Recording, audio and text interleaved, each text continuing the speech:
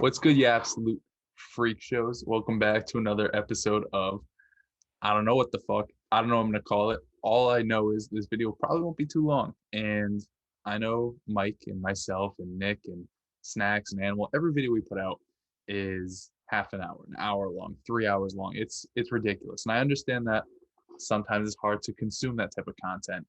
Me myself, I don't know how you guys do it. We record for like an hour 15. I go back and edit. I'm like, no chance I would ever watch that. But I'm appreciative you guys do watch it because it gives me the opportunity to do videos like this. So before you click this video and you see like in the bottom right how long it is, I'm pretty sure that's how YouTube formats it.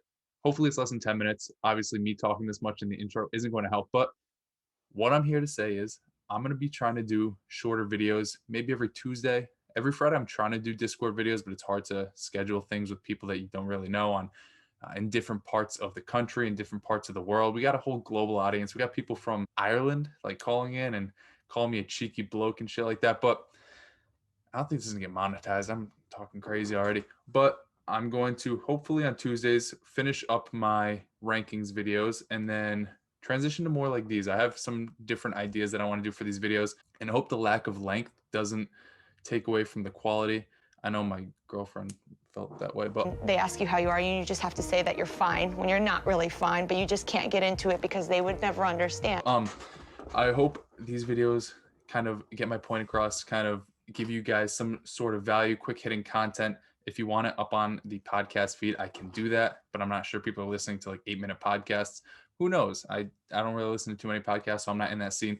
But if you guys do enjoy, which you don't know yet, which I said in the last video, you don't know yet. So don't hit the thumbs up yet. I need true validation. I need validation from you guys that you actually did enjoy. Wait till the end of the video, hit the thumbs up. Wait till the end of the video and give me a thumbs down if this is absolute garbage. But until then, what we're going to do is hit the intro. All right, so I'm sure you could tell by the title that this is about Damien Harris. Now, first up, you got to know this guy's less than 220 pounds. I'm not making a video dedicated solely to a guy who's going to be 220, 230, tips the scale, makes me kind of vomit in my mouth. He's, 210, 215. And that's not what the whole basis of the argument is about. It's about why I think you should be buying him in the offseason. Now, obviously, rookie year, didn't do much of anything. Patriots kept putting out Sony Michel, who has like half a kneecap. James White out of the backfield, and their offense was a little bit better than it was this year. I mean, Tom Brady wasn't all too great there. Then this past year, right, he kind of gets handed the reins a little bit into the season. I think it was week 4 he finally started playing, and he looked good. He looked really good out there. But the Patriots were the Patriots. They ran an RBBC with the man up front, the man in charge being Cam Newton, who kind of led the running back by committee because he was the best running back on the team and the worst quarterback on the team. Go figure. So the reason why I think Damien Harris would be a good buy, despite what's going on or what has been going on in New England, is manyfold. I was going to say twofold. There's probably more than two reasons. Number one, James White is a free agent. Now, obviously, he's a little bit older. He's been with the Patriots for about 40 years. I'm sure that they can get him back on a pretty cheap contract, and they'll bring him back. So I'm not going to say he's going to be out of the picture, but that's just one factor that you can play into the cards of why Damien Harris is going to break out this year. Another one is Rex Burkhead is a free agent. Now, Rex Burkhead also doesn't like playing football. The guy is never on the field, but when he is on the field, he's somebody that gets some type of goal line opportunity. He's somebody who catches passes out of the backfield. Now, Damien Harris has not proven to be a great pass catcher at the NFL level, but at Alabama, he did do that. He also not outplayed, but he outtouched a guy like Josh Jacobs, who was a first-round pick, who became a first-round pick because of his elite performances in the college football playoff, and just what he did on limited touches at Alabama was pretty impressive, but Damien Harris still warded him off. Now, I do think he has the ability to be a pass catcher in the NFL. Obviously, like I can just say that without basing anything in fact, although it's kind of an unfounded argument because there's not too much information or too much evidence backing it up at the NFL level. He did it in college, and then this year, he only caught like 5 passes, but he averaged over 10 yards per reception. So I mean, he does have that type of breakaway ability because he is very good at breaking tackles in the open field. He had a 28.2% juke rate, which was 8th in the NFL. He also had a 5.1% breakaway run rate, which are runs of 15 plus yards. So juke rate just basically means forced missed tackles or evaded tackles per touch. So basically 1 every 4 touches, he was breaking a tackle, which is very good. And 5% of his carries were going for more than 15 yards. And you can make the argument, right? That's not going to be sticky. He's not an athletic freak. But when you think about it, like 15 yards isn't, you don't have to be the fastest guy in the world to pick up 15 yards. the type of speed and the skill set he brings to the table. When you're breaking tackles and you have that burst to get to the second level, 15 yards isn't all too lofty of a feat to reach. So I think those are telling as to how good of a player he really is. On top of that, 1.70 yards created per touch was ninth in the league. Basically, all this is saying is he's a good running back. The numbers say it. And just watching him play, you can tell he is easily the best runner on that team. Sony Michel can't run. James White can't do anything between the tackles. And if Rex Burkhead and James White aren't there next year, that just opens up a whole lot of opportunities, not only on the ground, but through the air. Now, obviously, they could add somebody in free agency. They have the fourth most cap space or cap room, whatever it is, going into the offseason. But you look what this team lacks, right?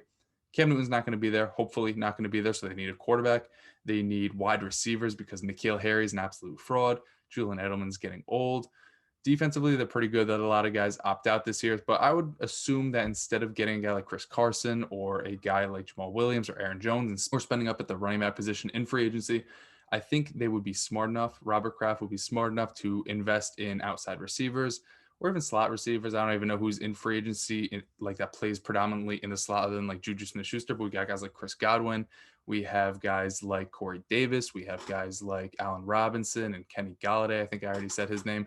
Basically, the wide receiver position is loaded this year, and I would think that's a bigger priority than the running back position. So that just goes to show that a good running back like Damien Harris, if he is given the reins to the backfield or is just the last man standing because Burkhead and White don't return and all he has to deal with is Sony Michel and the unlikelihood of another free agent running back coming in, that's just going to prop up his value as the offseason goes on. Like worst case scenario is they bring back James White, they bring back Burkhead, and they sign Aaron Jones. The likelihood of that happening, I would say, is like a -5 out of 10. So I think we're safe on that front. And then on top of that, right, beyond just the running backs that are there that may not be there next year is Cam Newton. Cam Newton is not a good quarterback. And if Bill Belichick wants to retire with any sort of dignity, any sort of grace, they're going to try to upgrade the quarterback position, make another run at a title. Now, Cam Newton last year or this past season couldn't throw the ball to save his life, but he could run the ball. And he was actually fourth in the NFL in goal line carries with 19. 19 goal line carries, was only behind Ezekiel Elliott, only behind Kenyon Drake, and only behind Dalvin Cook. And he scored on 9 of them. So he was very good in that area of the field. But what that leads me to believe is if he's gone, those 19 goal line carries not only will be transferred mostly to a guy like Damien Harris because he has the size and skill set to be able to do so, but also there might be more goal line carries overall to go around because this offense is probably going to be better if there's an actual quarterback behind center rather than Cam Newton. And I would assume they're going to fix that in the draft, if not the draft and free agency. But, if you look around at the free agent quarterbacks this year, none of them are going to bring the rushing upside, at least on the goal line, that a Cam Newton would. And none of the rookie quarterbacks that I believe they would pick, Trey Lance would be gone by 15. Justin Fields would be gone by 15. Trevor Lawrence would be gone by 15. The only one that I think has maybe a realistic chance of landing there that has some sort of rushing upside that could take away goal line carries would be a Zach Wilson.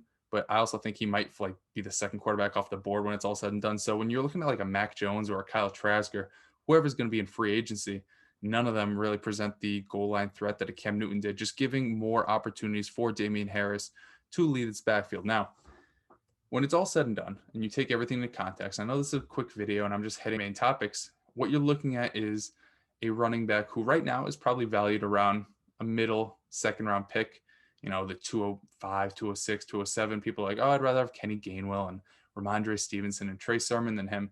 But when you look at the situation that he's going to be in, right, if you get a guy who is realistically has the opportunity to see 15 to 20 carries a game on an offense that's likely to rebound, who's going to get goal line work in a division where you get to play the Jets twice a year. I mean, I know they're probably going to improve with Robert Salah there and whatever, but I mean, the Jets are the Jets. They're going to stink however long they're in the NFL. I think that the opportunity and the situation is there for Damien Harris to return value if you acquire him now for a second round pick, because I don't see his value tanking from here on out. I just think he's too good of a running back for them to really want to add at that position. And the only way his value decreases is if they sign a big name free agent, because I think most people are assuming James White's going to be back and a Jag like a Rex Burkhead might be in the fold next year, but you never know. Both those guys could be gone and this team might just cut Sony Michel a la the Jaguars cutting Leonard Fournette prior to the season, despite him having that cheap fifth-year option. I mean, why not just get out in front of him and cut Sony Michel, because he doesn't really bring anything to the offense, although he did look pretty decent down the stretch this year. So, and also one other thing to note, just talking about the efficiency of this offense as well, you look at the stacked boxes and the average defenders in the box that Damien Harris faced this year, which you can find on playerprofiler.com. He ranked #1 in average defenders in the box at 7.4. And just common sense wise, it makes sense, right? He played like 2 or 3 games with Julian Edelman.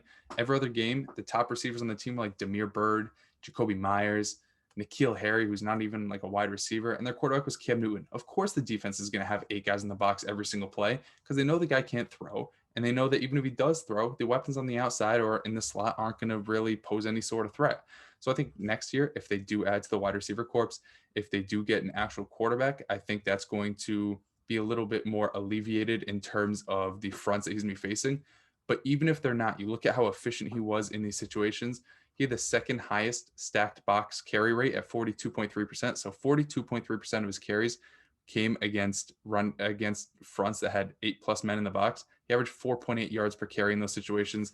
Against base carry fronts, which is 7 men in the box, he was at 5.3 yards per carry.